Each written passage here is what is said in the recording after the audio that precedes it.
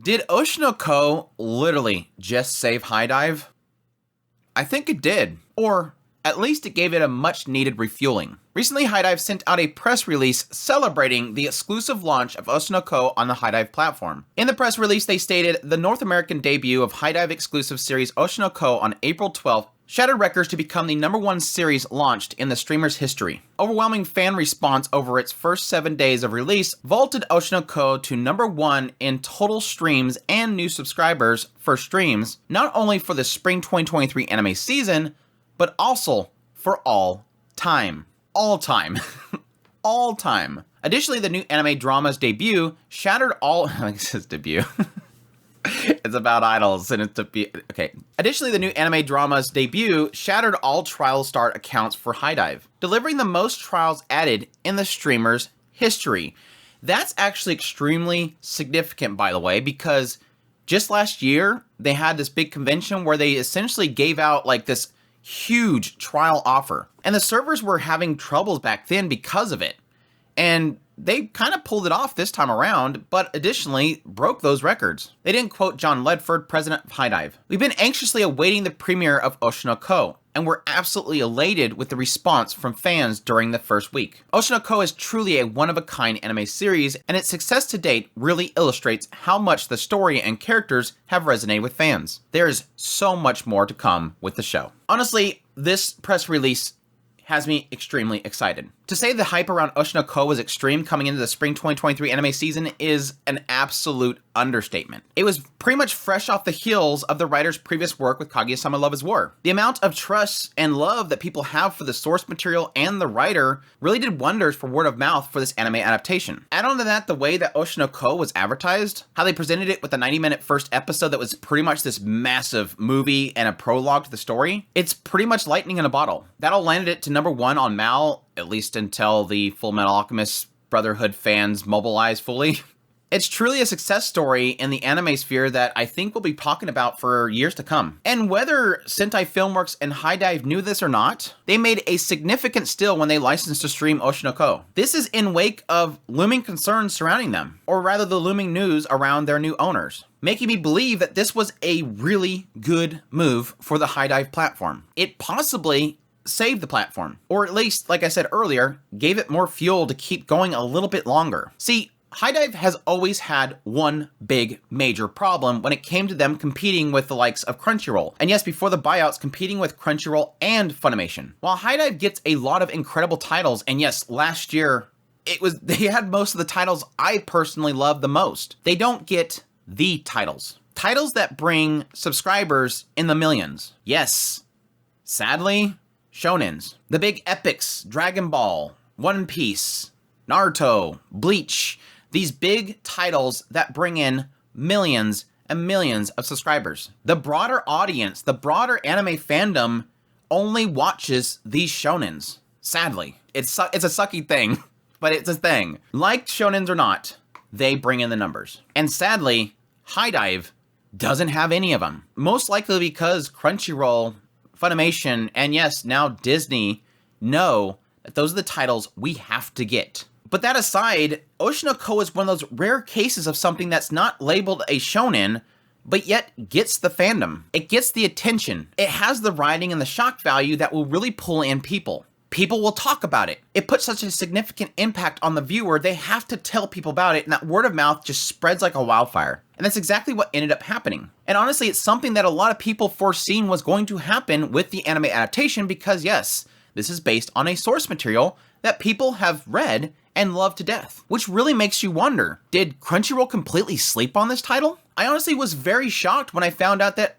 HiDive got Oshinoko. I assumed because Crunchyroll has such a long legacy with Kaguya-sama Love is War, and that Aka Akasaka who wrote this, that it would be a shoe-in for Crunchyroll. Well, this has been really extremely successful for us. Let's get this. Did someone not tell them that it was wrote by Aka Akasaka? It makes you wonder. But it also sort of begs the question for me personally of, is it the fact that HiDive and their parent company AMC just placed all their bets on this one title? Did somebody on the low end go, hey boss, I heard we're hurting. I have a way of winning. There's this title coming up and it's gonna be the big one. And nobody's talking about it. It's gonna be the big one. Get it. And the boss said, I don't usually listen to my gender, but sure, let's try it.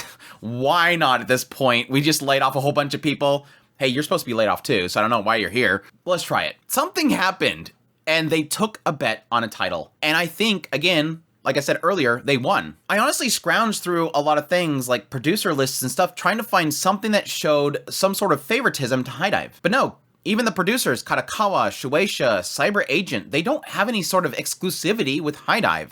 And they've done more business with Crunchyroll. But there's a possibility that maybe Crunchyroll just didn't know that HiDive was going to throw such a big check at this particular title, and they swooped it out from underneath them. Unfortunately, we will never know. Deals like this, we never know. We got, even with what happened with Bleach, as massive that whole ordeal was, we don't really know what happened in the background. All we can do is kind of make some assumptions based on what all kind of transpired. But I can still speculate on what a great deal this is. The effects that this whole deal has, and the success of this whole deal has on HiDive as a platform. Make no mistake, AMC, HiDive's new parent company, is not doing well. At the tail end of 2022, they reported massive layoffs. And at the time, I was concerned of what kind of effects this would have on HiDive itself. Thankfully, I never heard of people being laid off from HiDive or Sentai Filmworks, but you could sort of still see the after effects of it. Because AMC over here is struggling because of cord cutters, and they're trying to do streaming platforms. They just bought HiDive, but they're not seeing enough. And so they're laying people off within their AMC networks. But the effects that we were starting to sort of see was how titles were just falling off of HiDive. They weren't relicensing older titles, which, yes, personally, from a business standpoint, I sort of understand. I think there is a value to having a large catalog that people can kind of jump around in once they see that new title and they get interested. And yes, it sucks for whenever I say, hey, go watch this show. I think it's on HiDive. Oh wait, no, it's not there anymore. But from a business standpoint, those older shows don't get views. The master viewership on a weekly basis is newer shows. The anime fan, unfortunately, is all about the new. What is hitting now? I want to talk about the now. Everybody's talking about Oshinoko. They're not talking about Claw Knight anymore. So it makes sense that there's a possibility that somebody was saying, hey, here's your budget. And they said, I guess it's time to start dropping off all these titles. We can't keep upping them. So yes, it gave me an obvious fear of the future of HiDive. Are they just going to slowly die away and the current setup contracts for newer titles is going to go into the platform before they just don't get anything else? But what makes me happy, especially as an anime fan, is that it seems like despite that, it seems like AMC is hedging their bets on anime, specifically HiDive. It seems like they're trying to at least put budget into that because that's seemingly the one thing that seems to be stable for the company. Whether that is to support the streaming platform and they're seeing value in anime itself, or the more unfortunate thought process, are they trying to make value in it to make it enticing for Sony to buy? That's the big question mark. Being that HiDive is the only seemingly positive platform for AMC right now, I'm hoping it's the former. They see value in anime. They see a future in anime. They see a fandom in anime. They landed a deal with Mainichi Broadcasting Systems to get exclusives in the future. And yes, they got one of the biggest titles of the season, giving a very positive sign for HiDive and its future. Now, the remaining concern that I have personally, to kind of wrap this up, is what HiDive is going to do with this momentum. Because no matter how much momentum you get, how much success you're going to get from Oshinoko, you have to bank on it. You have to execute on it. You have to strike while the fire's hot. They seriously need to capitalize on this. HiDive, if for some reason you're watching this, you need to capitalize on this. Take it from somebody that has worked with marketing for far too much of his life. You have to know when to strike when the fire is hot. If you don't bank on this, it's gonna lose momentum and it's gonna fall away. I'm not saying anything against Oshinoko, but there's a good chance that in the future episodes, people will get bored of it. You have to strike now. Lock people in and get them to stay. Show them a value that they need to stay there. You have a lot of new trial accounts, and you know as well as I do that trial does not mean user. It means checking it out, peace out. I just want to check out the first episode, put the information in there, turn off the account. You need to lock them in. You need to make sure that your platform is running perfectly. Bank up on extra servers if you have to. Never let those servers go down. Push your other titles. Advertise more titles on your platform. Show people where the gold is in your platform. Maybe even return older licenses, the bigger ones at least. You need to show goodwill to your customers. You need to make them a customer. Or, and this is going to be the more difficult thing for me to say, look at future big shonen titles.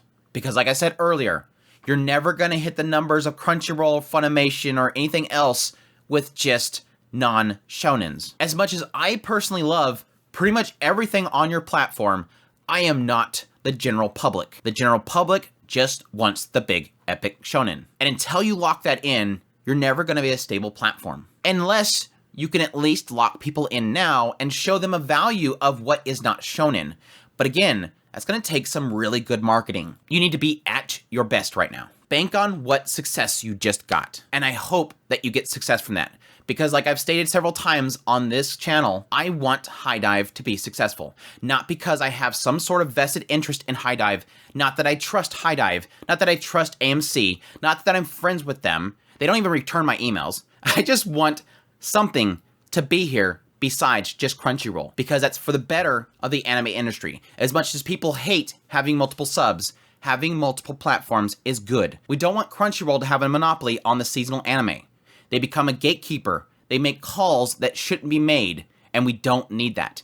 And plus, for the sake of the anime industry, it will mean that the price for each episode and the bids that Crunchyroll does is going to come down. And Crunchyroll is going to stop licensing every show in the season. Every way you look at it, it's not good that HiDive fails. And if this gets HiDive successful, I'm all for it. Good luck, HiDive. Bank on it and keep doing good work. And show Crunchyroll that you can be fans first. Shoot, put a bunch of uncensored anime on your platform. Anyways, let me know in the comments down below what you guys think of this whole situation. Do you think this is a great move for HiDive? What do you think happened? Do you think that HiDive just outbid Crunchyroll, or do you think Crunchyroll was sleeping? Additionally, do you think this is good for HiDive's future? Do you think AMC is trying to just make HiDive look very juicy to Crunchyroll so they buy it? I don't know. With nothing really in their playing deck right now for AMC that I think is really kind of significant, I think HiDive's really all they have right now. But that's just the talk of an anime fan that knows nothing about mainstream that AMC offers. But additionally, if you like this video, make sure to hit that like button down below. If you're new to the channel, make sure that subscribe button so you get all my content. I do news, reviews, first impressions, top list. If it's anime, it's pretty much here. Additionally, if you like this content and you want to support the channel more, I would greatly appreciate if you consider supporting us on Patreon. Tips link, super thanks button down below, as well as becoming a member of the channel. I greatly appreciate everybody that supports the channel. You guys mean so much to me. And y'all take care. And hey, if you're HiDive, throw me a couple bucks. I mean, I'm doing some free advertisement for you. It's a joke.